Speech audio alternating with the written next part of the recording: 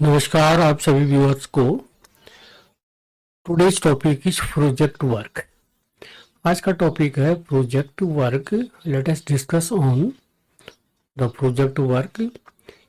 और जैसे कि आप सभी को पता है कि बोर्ड पेपर नज़दीक आ रहे हैं, तो इसीलिए आज हम इस पर एक कैसे प्रोजेक्ट बनाएं। हर सब्जेक्ट का अपना एक प्रोजेक्ट होता है, तो स्पेशली हम यहाँ पर एक इंग्लिश की बात करेंगे। अंग्रेजी का जो सब्जेक्ट है तो उसका प्रोजेक्ट कैसे बनाएं, इस पर हम चर्चा करते हैं। तो सबसे पहले जो है, अगर हम प्रोज को यहाँ पर हम प्रोज को ले लेते हैं और इसकी जो आउटलाइन है इसको हम समझ लेते हैं। तो प्रोजेक्ट जब बनाते हैं, प्रोजेक्ट का मतलब है आप एक कवर पेज यानी बाहर का एक फाइल प्लास्टिक का जो होता है उसको लेके अंदर आप कुछ पेजेज ले लेंगे और उन पेजेज में हर पेजेज को जो हेडिंग जो नीचे लिखे हुए हैं इनको बनाएंगे। किसी में 2 पेज भी लग सकते हैं, किसी कोई 1 पेज में भी हो सकता है। तो अप्रोक्सीमेटली आप 15 के आसपास पेज आप ले लें, जिनके बाएं पेज ब्लैंक हों और दाएं पेज पर आप लिख सकते हैं। बाएं पेज पर उसके चित्र की जहां जरूरत है पिक की, वहां पर आप चित्र भी बना सकते हैं। तो सर्वप्रथम आपको कवर पेज बनाना है, इसके बारे में हम नीचे चर्चा करेंगे। दूसरा जो है इंडेक्स बनाना है, इसके बारे में भी नीचे हम चर्चा करेंगे। एक्नॉलेजमेंट और ये ऑब्जेक्टिव्स क्या होते हैं, थीम, इंट्रोडक्शन, और उसके अलावा about the author, main character, और जो लेसन जो है वैल्यूज हाईलाइटेड है, बिब्लियोग्राफी। तो ये सारी आप अगर आप लगाएंगे तो आपके ये पेजेज बनते हैं 1 2 3 4 5 6 7 8 9 10 11 यानी 15 के आसपास पेजेज ले लें। किसी में 2 पेज भी लग सकते हैं। तो इस चलो हम चर्चा करते हैं। Let us discuss on the project at first. तो पहला कंपोनेंट लेते हैं हम कवर पेज। यानी कवर पेज क्या होता है? कवर पेज आप फर्स्ट वाले पेज को फर्स्ट क्लास उसके साइड से बॉर्डर बना के स्केच पेन से और आप एक कवर बना देंगे। सबसे बीच में क्या लिखेंगे? आप इंग्लिश लिखेंगे, क्योंकि इंग्लिश का प्रोजेक्ट बना रहे हैं। उसके बाद आपकी क्लास आ जाएगी नीचे ठीक उसकी, और उसके ठीक नीचे आप एक बॉक्स बना के उसमें फर्स्ट क्लास करके प्रोजेक्ट वर्क लिखेंगे। और उसके बाद प्रेजेंटेशन आपको देना है तो प्रेजेंटेशन करेंगे। उसके बाद नेम ऑफ द स्टूडेंट लिखेंगे, अपना नाम लिखेंगे इसमें, आपकी क्लास कौन सी है, आपकी सेक्शन कौन सा है, आपका रोल नंबर क्या है, आपके विद्यालय का नाम क्या है, नेम ऑफ द स्कूल, और उसके बाद ईयर कौन सा है। जैसे 2024-25 का हो जाएगा इसमें 2024-25, ये आपका इसका हो जाएगा। ठीक हो गया? तो इसमें ये 2024-25 आप लिखेंगे। और उसके बाद नेक्स्ट ये आपके समझ में, आप इसको एज इट इज जैसे ये लिखा है कवर पेज पर, इसी प्रकार से इसका स्क्रीनशॉट लेके इसको आराम से वीडियो पॉज करके आप इसको उतार सकते हैं। नेक्स्ट हम चलते हैं अब इंडेक्स पर। इंडेक्स क्या है, यानी इंडेक्स क्या है? दूसरा वाला पेज आपका इंडेक्स का बनेगा। और इंडेक्स में किस प्रकार से हमने ये सारी चीजें बना रखी हैं, आप इनको आराम से देख सकते हैं, यानी किस तरह से बना रखी हैं। तो इंडेक्स में सबसे पहले आप लिखेंगे यहाँ पर प्रोजेक्ट नेम। प्रोजेक्ट का आपका क्या नाम है, आप किस सब्जेक्ट पर, नहीं सॉरी किस लेसन पर, यानी प्रोज में कौन से लेसन पर आप प्रोजेक्ट बना रहे हैं, तो उसका नाम लिखेंगे। जैसे आप क्लास 12th में हैं, क्लास 12th में द फर्स्ट, जैसे आप द लास्ट लेसन, जो फर्स्ट लेसन है वैसे उसका नाम है द लास्ट लेसन। 12 से डॉटेड का लिखा हुआ है, तो उस पर अगर आप बनाएंगे तो इसमें द लास्ट लेसन करके यहाँ पर आप लिखेंगे। अगर 11th वाले बना रहे हैं तो उनका, जैसे the portrait of A lady, ये उस हिसाब से उसका नाम लिखेंगे। तो अब इसमें जो इंडेक्स है, ये इंडेक्स आपकी, जैसे आप इंडेक्स आप अपने बनाते हैं नोटबुक में, उसी प्रकार से बनाना है। लेकिन इसमें जो चीजें हैं आप इसको नोट कर लें। ये आपके सीरियल नंबर आ जाएंगे 1 2 3 4, ये किस पेज पर कौन सा क्या है, ये आपके सीरियल नंबर आ जाएंगे। यहाँ पर डेट एक ही रहेगी। और इसमें क्या होगा, इसमें आपको जैसे टॉपिक्स हैं आपके, जैसे आप अगर उसको छोड़ दें, कवर पेज को अगर छोड़ भी दें तो वैसे डालना चाहें तो आप लिख सकते हैं कवर पेज पहले पेज पर, दूसरा इंडेक्स इतने पेज पर, तीसरा सर्टिफिकेट इतने पेज पर, एक्नॉलेजमेंट इतने पेज पर। ये आपके यहाँ पर ये सारी चीजें यहाँ पर आते रहेंगी। और उसके बाद जो है नेक्स्ट आपका पेज नंबर, किस पेज नंबर पर है तो आप इनको लिखेंगे, ठीक है, उसी हिसाब से आगे लिखते रहेंगे। और जब टीचर, जब आपका सब्जेक्ट टीचर इसको चेक करेगा, जब आपकी प्रोजेक्ट को इवेल्यूट करेगा, उसको चेक करेगा, तो वो उसी हिसाब से उसमें हर पेज के हिसाब से वो देखेंगे और उसमें सिग्नेचर करेंगे। ठीक हो गया, तो ये आपका इंडेक्स हो गया, तो क्लियर हो गया। अब नेक्स्ट आता है सर्टिफिकेट। अब सर्टिफिकेट में क्या होता है, ये सर्टिफाई किया जाएगा कि आप ये सर्टिफाई आपने बना दिया फॉर्मेट इसका, आप सर्टिफाई करने के लिए कह रहे हैं टीचर को, तो आप सर्टिफाई करेंगे कि आपने का जो प्रोजेक्ट वर्क है, प्रोजेक्ट वर्क कौन सा है, उस प्रोजेक्ट वर्क किस पर आपने बना रखा है, उसका नाम आ जाएगा यहाँ पर, किस, तो उस पर आपने सब्जेक्ट यानी कौन से लेसन पर किस पर बना रखा है। जैसे पोएम है तो कौन सी पोएम पर बना रखी है, और कौन सा लेसन है उस पर आपने बना रखा है, तो ये सारी चीज़ें यहाँ पर आ जाएंगी। और उसके अलावा इसमें ये सारी चीज़ें यहाँ पर आप उसका नाम लिख देंगे, और बाकी ये आप एज इट इज इसको ऐसे उतार लेना, और यहाँ पर आपके सिग्नेचर आ जाएंगे।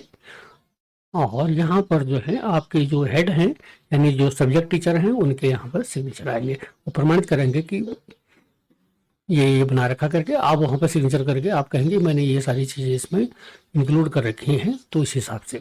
और एक्नोलेजमेंट नेक्स्ट एक पेज में आप एक्नोलेजमेंट हेडिंग डालेंगे, पेज का टाइटल होगा एक्नोलेजमेंट, और उसमें आई का मतलब होता है यानी आप अपना नाम लिखेंगे। असल में क्या होता है, एक्नोलेजमेंट का मतलब ये है कि आपने किस किस से हेल्प ली, किसने आपको, कौन आपका जो मेंटोर होता है यानी उसने जो है आपने हेल्प की, आपको सजेशंस दिए प्रोजेक्ट बनाने में, क्योंकि प्रोजेक्ट में काफ़ी रिसर्च करनी पड़ती है, ढूंढना पड़ता है जानकारियाँ, चाहे आप सोशल मीडिया से ढूंढें, चाहे आप बुक से ढूंढें, ठीक है, जो भी नेटवर्क हैं तो उनसे आपको ढूंढना पड़ता है, जानकारी जुटानी पड़ती है, क्योंकि ये हट के होता है, किताब से उतारना नहीं होता है इसे ज़्यादातर। तो यहाँ पर जिसने आपकी हेल्प की उनके लिए आप एक ग्रेटफुल होते हुए उनके लिए थैंक यू करने का एक वो होता है इसमें एक्नॉलेजमेंट में। तो यहाँ पर जिसने कि अगर वो श्री यानी कोई पर्सन है, जैसे श्री वाले हैं तो श्री लिखोगे, श्रीमती वाले हैं, मिस हैं, जो भी है उनका नाम यहाँ पर आ जाएगा, और नीचे आपके सिग्नेचर हो जाएंगे। और यहाँ पर जो है बाकी ठीक है, ये आपका हो जाएगा। अब इसमें मेन चीज़ है ऑब्जेक्ट।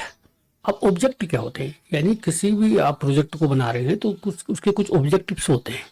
ऑब्जेक्टिव्स का मतलब ये होता है कि आपका उद्देश्य क्या है, यानी अगर वह लेसन आपका किसी भी, जैसे आपका पोर्ट्रेट ऑफ ए लेडी से है लेसन, या आपका द लास्ट लेसन से है, या किसी पोयम से है, तो उसके ऑब्जेक्टिव्स क्या हैं। जैसे पोर्ट्रेट ऑफ ए लेडी में आपके उस लेसन के ऑब्जेक्टिव्स क्या हैं, यानी यहाँ पर जो ग्रैंड मदर है, ग्रैंड मदर आपकी और ग्रैंड सन, इनकी तीन पीढ़ियों हैं इनकी। फर्स्ट पीढ़ी में वो होगी और सेकंड थर्ड पीढ़ी की वो हो गया। तो इसीलिए जो है ग्रैंड सन और उसके उसमें काफ़ी फ़र्क है। ग्रैंड मदर जो है अपने आप को एडजस्ट करती हैं, नहीं कर पाती हैं, जबकि ग्रैंड सन अपने आप को एडजस्ट कर लेता है समय के हिसाब से।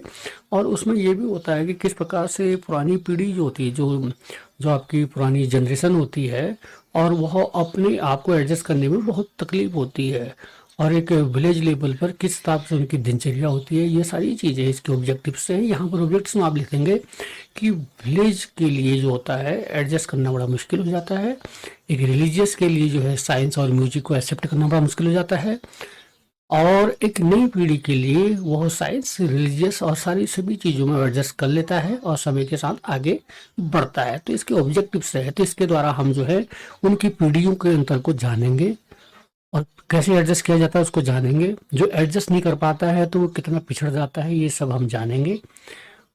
तो ये सारी चीज़ें आपके ऑब्जेक्ट्स में आ जाएंगी। ये अगर आपको नहीं मिलती हैं तो आप इसको गूगल में या विकिपीडिया या किसी भी तरह से आप उसमें सर्च कर कर इसके ऑब्जेक्टिव्स जो आपको अच्छे लगते हैं, जो इम्प्रेसिव हैं, जो बिल्कुल पॉइंट टू पॉइंट हैं, उनको आप लिख सकते हैं। ठीक है, तो ये वहाँ से ढूंढना पड़ेगा आपको, ये सब बिब्लियोग्राफी में देना पड़ेगा, कहाँ से आपने ढूंढा नीचे भी बताएंगे हम उसके बारे में। नेक्स्ट है थीम।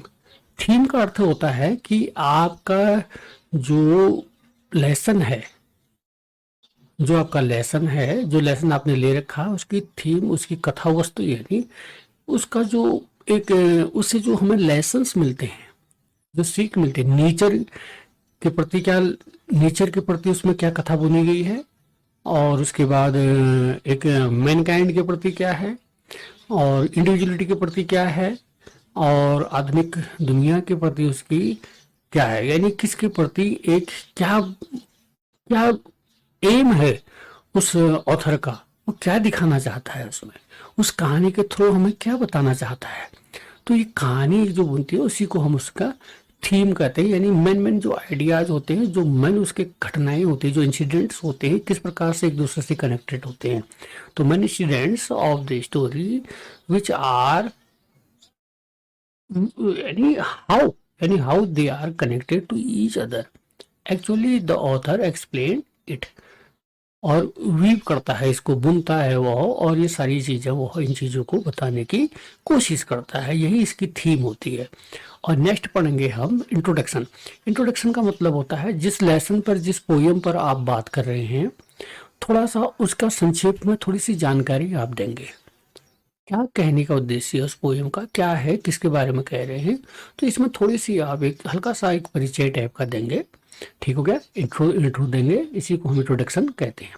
अबाउट द ऑथर, यहाँ पर अगर आप पोएट के बारे में कह रहे हैं तो पोएट के बारे में आप गूगल से या इधर से सर्च कर कर कुछ एक्स्ट्रा अच्छी चीज़ें आप लिखेंगे, जैसे पोएट है या ऑथर है, जो भी है, प्रोज या पोएट, उससे संबंधित, पोएम से संबंधित, तो पोएट या ऑथर जो भी है तो उसको आप थोड़ा सर्च करेंगे, उनका उनका लाइफ के बारे में, कब पैदा हुए, क्या हुए, उसके बाद उनका कंट्रीब्यूशन क्या रहा लिटरेचर में, साहित्य में, और उसके बाद उनका सोसाइटी में अगर कंट्रीब्यूशन है वहाँ क्या रहा, उसके बाद वो उनकी जो आगे की जो रिवार्ड्स या कई चीज़ें जो मिले उन्हें लाइफ में, या कौन से पुरस्कार या किस तरह की चीज़ें मिले, सम्मान मिला, उसके बारे में करेंगे, और अंत में कंक्लूड कर देंगे। इस प्रकार से ऑथर के बारे में आप लिखेंगे, और उनका अगर आपको उनके चित्र आप बना सकते हैं तो लेफ्ट पेज में, बाएं पेज में जो ब्लैंक है उसमें उनका चित्र बना सकते हैं, अच्छा खासा पेंसिल से स्केच बना सकते हैं।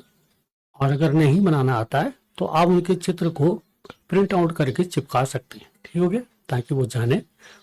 इससे आपकी अच्छे मार्क्स आने की संभावना बनी रहती है। जितनी हटके बनाएंगे, जितनी डिटेलिंग में बनाएंगे, पॉइंट टू पॉइंट लिखेंगे मतलब की चीजें, उससे ज्यादा आपको बेनिफिट ही होगा। नेक्स्ट चलते हैं कैरेक्टर स्केच, ये बड़ा इंपॉर्टेंट है। कैरेक्टर स्केच में क्या होता है, एक्चुअली कैरेक्टर स्केच आप जो मेन कैरेक्टर हैं, यानी जो मेन कैरेक्टर हैं, जो मुख्य उसमें जो रोल जो निभाते हैं, जो कैरेक्टर हैं, जो पात्र हैं उसमें, तो उनके चरित्र चित्रण, यानी किस प्रकार के लोग हैं। जैसे आपने पोर्ट्रेट ऑफ ए लेडी में देखा, वो एक रिलीजियस ग्रैंड मदर जो है, एक रिलीजियस पर्सन है, यानी महिला है, जो अपने उस पर अडिक रहती है, अपने रूटीन को, अपने को समय के अकॉर्डिंग नहीं बदलती है।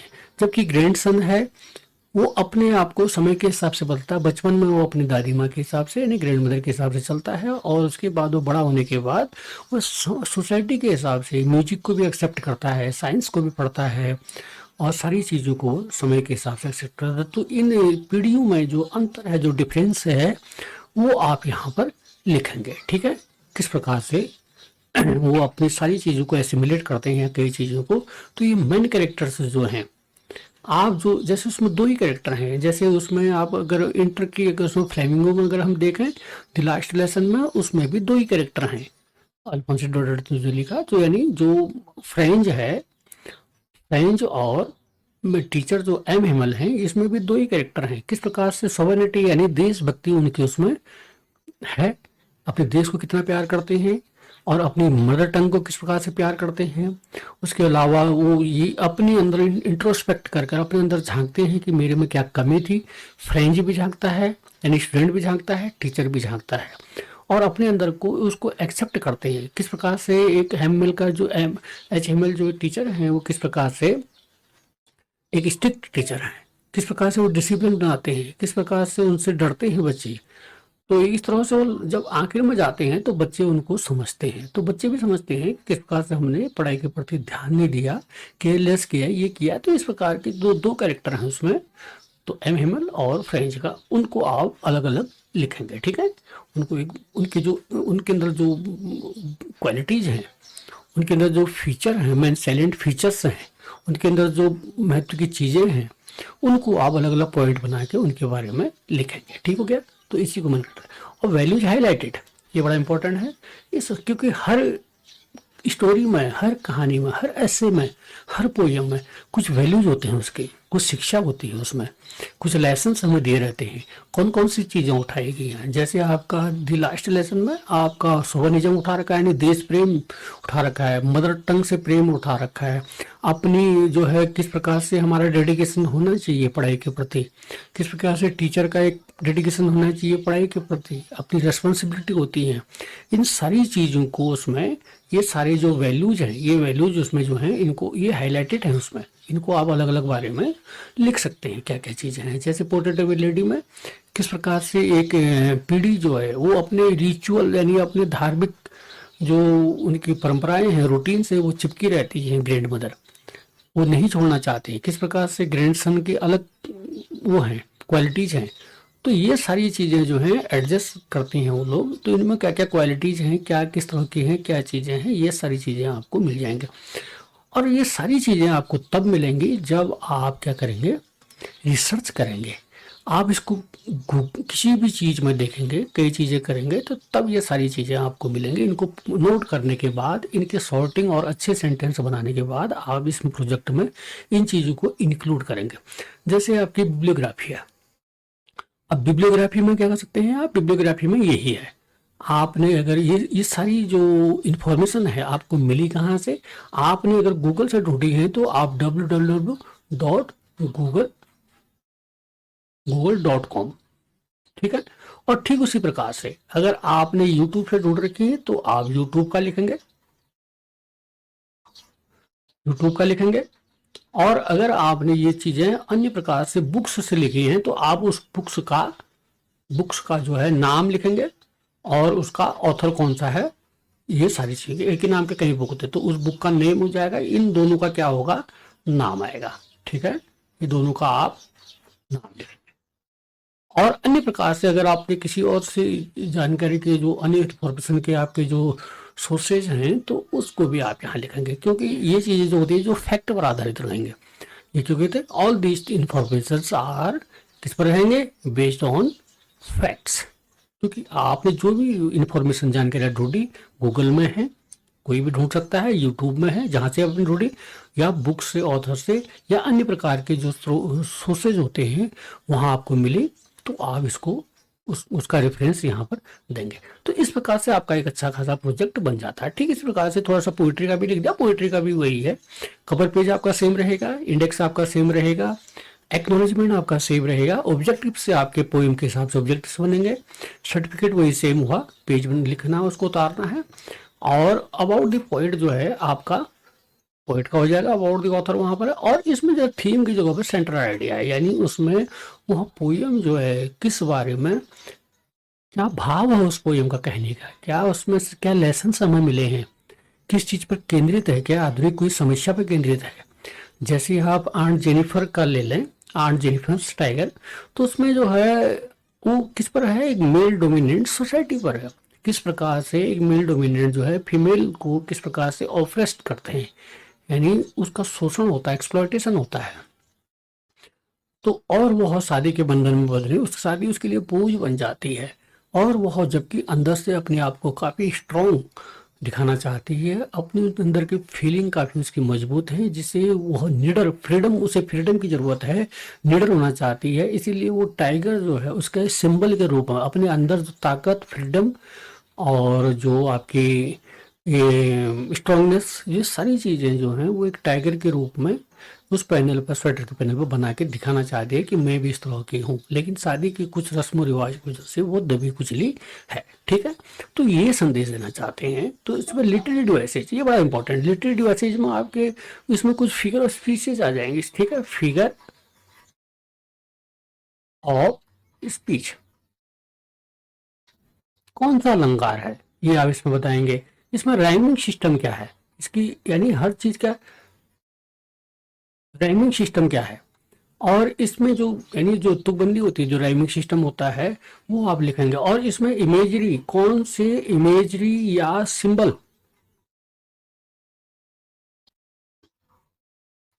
कौन से सिंबल्स इसमें यूज किए गए हैं, प्रतीक के तौर पर क्या कर रखे हैं, इमेजरी के तौर पर कौन सी चीजें हैं, यानी जो इमेजरी और ठीक है, इमेजरी और सिंबल्स जो आपके यूज कर रखे हैं, ये बहुत सारी चीज़ें इसमें, ये पोइटिक डिवाइसेज, आप लिटरेरी डिवाइसेज जो आती हैं पोयम में, उसको आप अगर गूगल से ढूंढेंगे तो आपको ज़्यादा बेहतर चीज़ें मिलेंगी इसमें। ठीक है, तो जल्दी ही मैं इस पर लिटरेरी डिवाइसेज पर एक वीडियो बनाऊंगा ताकि आपको इसकी जानकारी हो सके। किसी एक पोयम को एग्जाम्पल के तौर पर लेके मैं इस पर ज़रूर एक वीडियो बनाऊंगा जिससे आपको फ़ायदा हो। तो बाकी ये बिब्लियोग्राफी वही है जो आप, मैंने ऊपर बताया था, जो आपके इंफॉर्मेशन सोर्सेज हैं वो सब बिब्लियोग्राफी में आ जाएंगे।